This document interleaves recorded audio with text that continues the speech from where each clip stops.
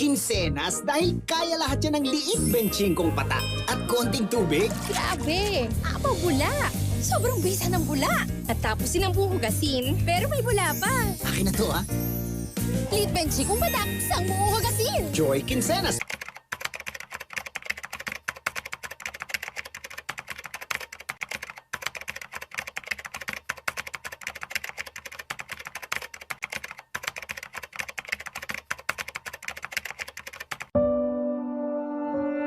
O hayan, di nagmukha kang tao. Siya, dyan ka muna at ako naman ang magbibihis. Sabi ko, ayaw kong magsimba eh. Ayaw mo magsimba? Hindi nga, papagalitan mo na naman ako eh. At anong gagawin mo rito sa bahay ngayong umaga ng linggo? Maiiwan po ako rito sa bahay kasama si Tio Simon. Ah, ang ateistang iyon. Patawarin ako ng Diyos. Basta, maiiwan po ako. Makikipagkwentuhan na lamang ako kay Tio Simon. Makikipagkwentuhan ka? At anong kwento? Tungkol sa kalapastanganan sa banal na pangalan ng Panginoon? Hindi, Mama. Magandang ikinukwento ni Tio Simon sa akin. Ah, gusto ka na. Gusto na. Bago ako magalit ng katotohanan at humarap sa Panginoon ngayon araw na ito nang may dumi sa kalooban. Ah, sino yan?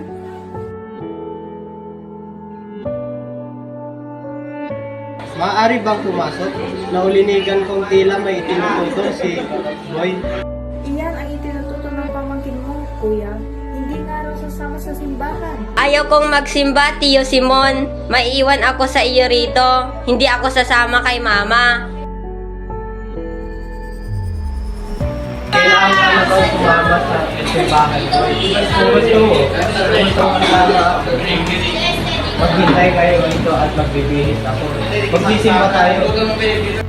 Nakakapagtaka, ano kayang nakain ng angay mong iyon at naisipang sumama ngayon sa atin? Ngayon ko lang ang siya makikitang lalapit sa Diyos.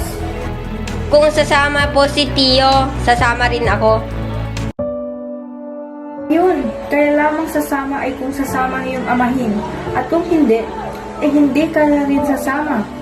Pero mabuti na rin yun. Mabuti sapagkat hindi lamang ikaw ang maaakay o sa wastong landas, kundi ang kapatid na iyon, ang iyong ama na isa ring namatay siyang hindi man lamang nakapag-Jesus kasi matigas ang kalooban niya sa pagtalikod sa simbahan. Pareho silang magkapatid. Sila nga iyong amain. Sana'y magbalik loob siya sa Diyos upang makatulong siya sa pagliligtas sa kaluluwa ng kanyang kapatid na sumakabilang buhay na. Iba na ang tumatanda talaga. Madaling magawin, mahina ang katawan at Bakit napilay po kayo, Tio Simon? Totoo bang sabi ni Mama na iyay pa rin siya ng Diyos? sirabi ng mama mo yan. Oo raw eh, hindi kayo nagsisimba, hindi raw kayo naniniwala sa Diyos, hindi raw kasi... Hindi totoo, Boy. Hindi totoo na naniniwala ko. Pero yun ang sabi ni Mama, Tio Simon, hindi raw kasi nanginginig kung araw ng pangilin. Bakit kayo hindi nanginginig, Tio Simon? May mga bagay, Boy, na hindi may paniwala. May mga bagay na hindi may paahanap sa iba sa pamamagitan ng salita.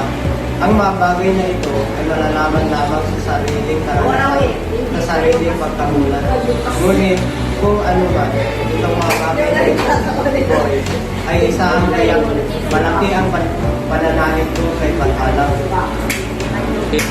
Kaya ka sasama sa amin, Tio Simon? Oo, Boy.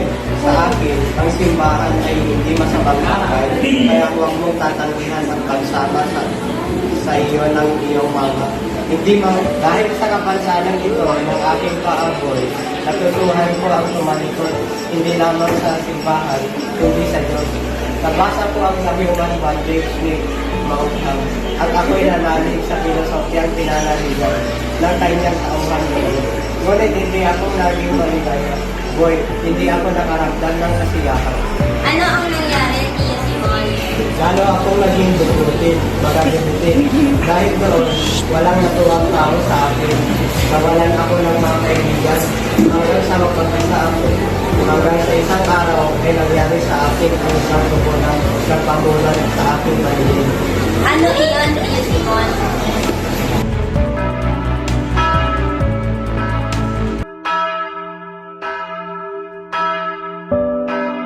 Ito ay manika ng isang batang nasagasaan ng truck. Patawid siya noon at sa kanyang pagtakbo ay nailaglag niya ito. Binalikan niya ngunit siyang pagdaan ng isang truck at siya'y nasagasaan. Nasagasaan siya. Nadurog ang kanyang isang binti. Namatay ang bata. Namatay. Nakita ko ng dalawang mata. Ako nooy naglalakad sa malapit at aking nilapitan. Ako ang unang lumapit kaya nakuha ko ang manikang ito. At nooy tangang mahigpit ng namatay na bata na waring ayaw bitiwan kahit sa kamatayan. Kinuha ko nga ang manika, boy, at noon naganap ang pagbabago sa aking sarili. Sapagkat nang yumuko ako upang damputin ang manika, ay nakita ko ang isang tahimik at nagtitiwalang ngiti sa bibig ng patay na bata sa kabila ng pagkadurog ng kanyang buto. Ngiting tila ba nananalig na siya ay walang kamatayan. Ano pang nangyari, Tio Simon? Mula noon, ako'y nag-iisip na boy. Hindi ko na makalimutan ang pangyayaring iyon. Inuwi ko ang manika at iniganan. Hindi iniwalay sa aking katawan. Bilang tagapaalala, lagi sa akin ang matibay at mataon na pananalig ng isang bata hanggang sa oras ng kamatayan ay napangiti pa. At aking tinandaan sa isip, kailangan ng isang tao ang pananalig. Kahit anong pananalig, nang sa anong bagay, lalong mabuti kung pananalig ay maghalap. Kung may panimbulan sa mga sandali ng kalungkutan, ng sakuna ng mga kasawian, upang may makapitan siya ito siya, na nang pinanakit sa buhay. Kaya na, baka wala na tayong dasang hinahanap ko na kasi ang aking dasang kaya ang matagala. Kaya na po. Tayo na, Mama! Kanina pa nga pong tugtog ng tugtog ang kampana. Tayo na, Tio Simon. Baka tayo pa mangulit.